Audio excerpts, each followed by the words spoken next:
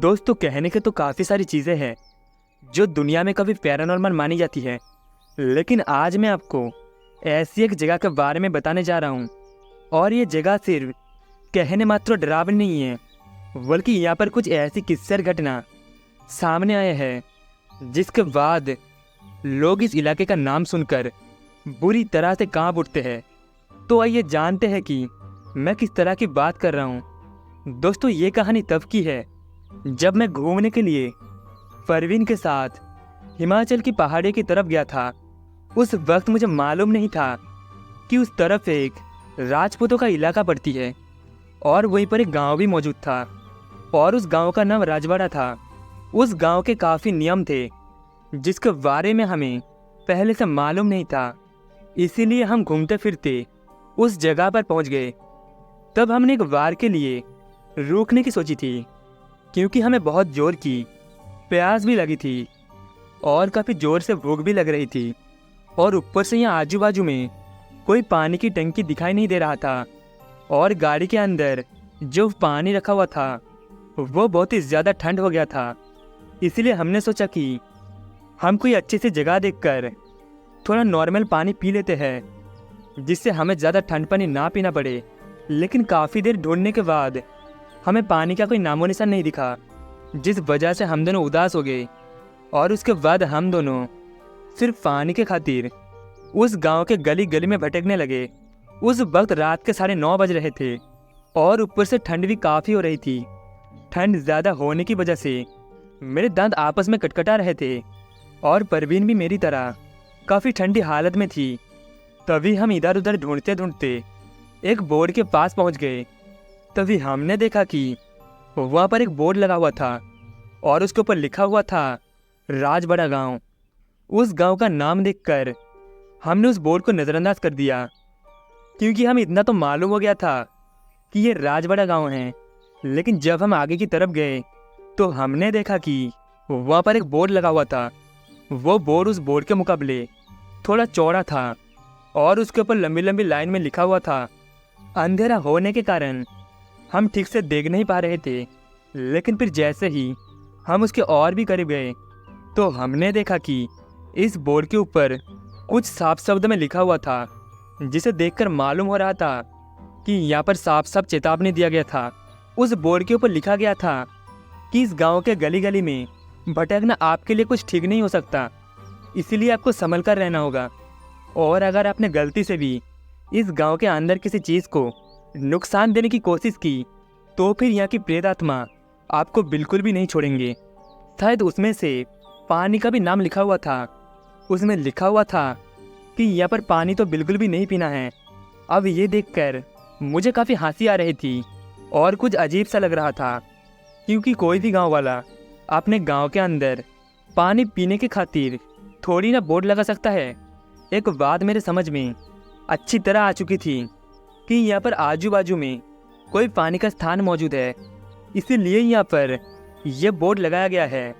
इसके बाद मुझे लगने लगा कि यहाँ पर आसपास में पक्का कोई ना कोई पानी की टंकी तो होगी या फिर कुछ और है। तो मैं उसे ढूंढने के लिए निकल गया। कुछ दूर इधर उधर टटलने के बाद हमें वहाँ पर पानी का कोई भी सुविधा नहीं दिखा। अब मैं और मेरा दोस्त परवीन हम दोनों काफ़ी ज़्यादा थक गए थे, इसीलिए हमने सोचा कि अब हम ठंडे पानी से ही काम चला लेंगे, क्योंकि इसके अलावा हमारे पास दूसरा कोई चारा नहीं था। ऊपर से अब हमें आग जलाने के लिए किसी लकड़ी जैसी चीज़ की ज़रूरत थी। लेकिन इससे पहले हम लकड़ियों को इकट्ठा करने की कोशिश करते, उससे पहले हमें अपने पीछे की तरफ से आवाज़ आई और उस आवाज़ को सुनकर मैं उसके और देखने लगा। तभी मैंने देखा कि वहाँ पर 6 फुट का लंबा साथ में खड़ा हुआ दिखाई दे रहा था। उसके दाढ़ी सफ़ेद थे और देखने में वो काफ़ी हट्टा कट्टा लग रहा था। उसका शरीर हमसे भी ज़्यादा काफ़ी लंबा चौड़ा था। और उसके बाद उस आदमी ने कहा, मुझे लगता है आप लोगों को बहुत ज़्यादा प्यास लगी है, इसलिए मैं आपकी प्यास बुझा सकता हूँ। उसकी बात सुनकर मैं उसकी तरफ देखने लगा। उस वक्त काफ़ी ज़्यादा ठंड थी और मेरे दांत भी आपस में टकरा रहे थे, जिस वजह से मेरे मुंह से साफ साफ आवाज़ भी नहीं निकल पा रहे थे। लेकिन किसी तरह हिचकिचाते हुए मैंने उस आदमी से कहा, भाई साहब काफ़ी देर से पानी को ढूंढने की कोशिश कर रहा हूँ, लेकिन यहाँ पर तो पानी मिलने का नाम ही नहीं ले रहा था। और ऐसी जगह मैं पहली बार देख रहा हूँ जहाँ पर पानी को पीने के लिए भी मना किया जाता है। उस आदमी ने जैसे हमारी बात सुनी तो उसके चेहरे पर एक हल्की सी मुस्कान छा गई। पता नहीं क्यों, लेकिन उस आदमी की मुस्कान को महसूस करने के बाद मुझे थोड़ा अजीब लग रहा था। लेकिन मैंने फिर से उसके ऊपर ज़्यादा ध्यान नहीं दिया। और उसके बाद उस आदमी ने कहा, देखिए, अगर आपको बहुत ही ज़्यादा प्यास लगी है तो आप मेरे पीछे आ जाइए, मैं आपको पानी की टंकी तक छोड़ दूंगा। जैसे ही उसने पानी की टंकी का नाम लिया तो मैं हैरान हो गया, क्योंकि पहले तो मैंने भी सोचा था यहाँ पर कोई तो पानी की टंकी होगी, लेकिन ऐसा नहीं था। वैसे भी हिमाचल के जोरदार ठंड के अंदर पानी की टंकी कैसे मौजूद हो सकती है, या तो खुलेआम पानी का मिलना शायद मुश्किल होता होगा। यही सोचकर मैं उस आदमी के पीछे पीछे जाने लगा। उस वक्त मैंने ज़्यादा चीज़ों को अपने दिमाग में नहीं रखा और बेफिक्र होकर उस आदमी के पीछे पीछे जाने लगा। पता नहीं क्यों, लेकिन जैसे मैं उस आदमी के पीछे जा रहा था तो मुझे ऐसा महसूस हो रहा था जैसे कि उस आदमी के कदम पटकने की बिल्कुल भी आवाज़ नहीं हो रहा था।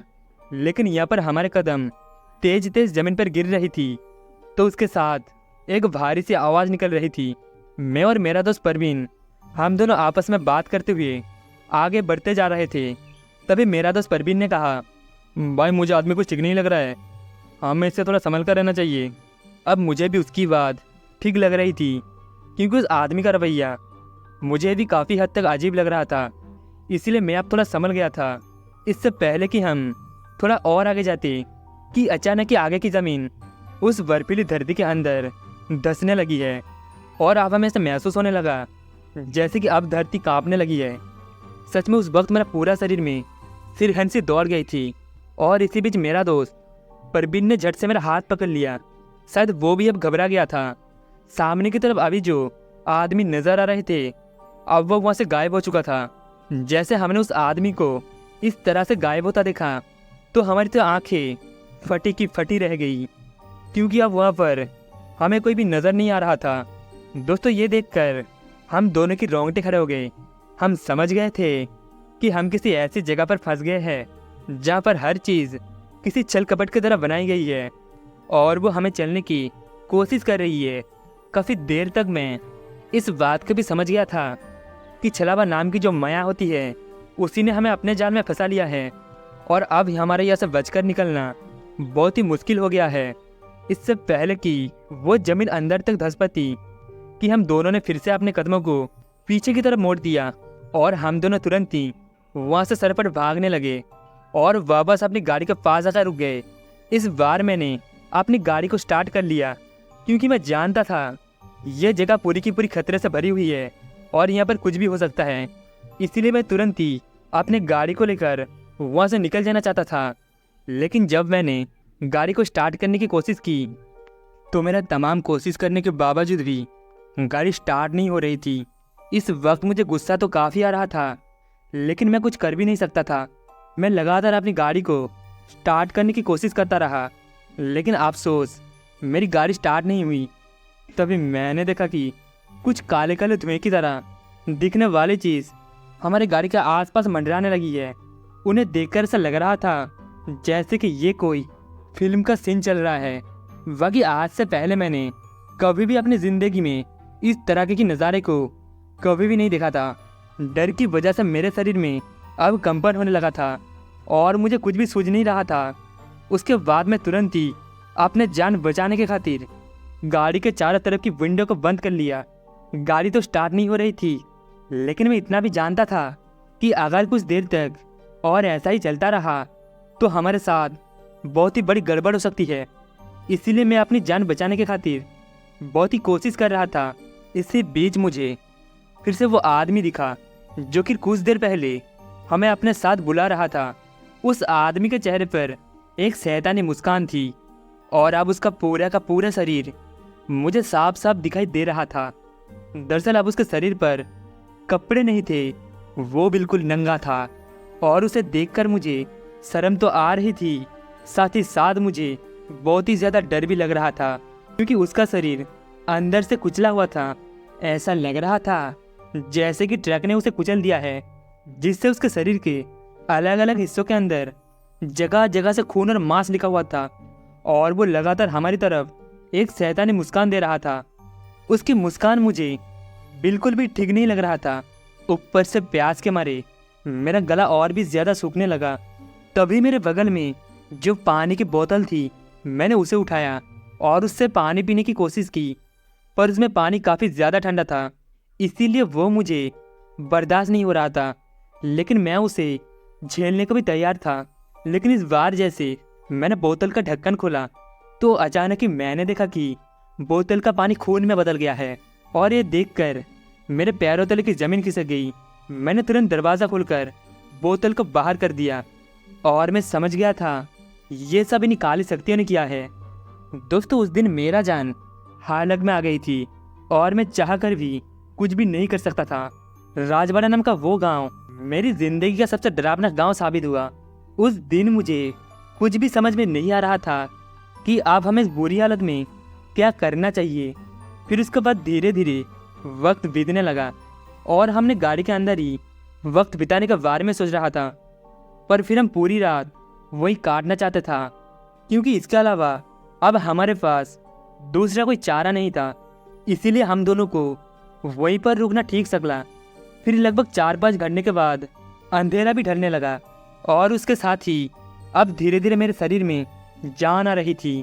और फिर उसके बाद जब मुझे सब कुछ अच्छा लगने लगा तो सुबह होते ही जब मैंने गाड़ी को स्टार्ट किया तो गाड़ी भी स्टार्ट हो गई और हम वहाँ से निकल गए।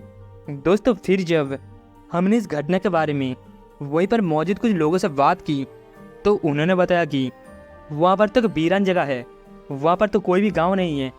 ये सब सुनकर हम दोनों तो और भी ज़्यादा हैरान हो गए। पर दोस्तों, आपको क्या लगता है, क्या सच में वो कोई चलावा था या फिर कुछ और? ये आप हमें नीचे कमेंट बॉक्स में बताइए। तो दोस्तों, इस कहानी में बस इतना ही। कहानी आपको कैसी लगी कमेंट में बताना। कहानी आपको अच्छी लगी हो वीडियो को एक लाइक एंड चैनल को एक सब्सक्राइब जरूर से कर देना। मिलते हैं अगली कहानी में।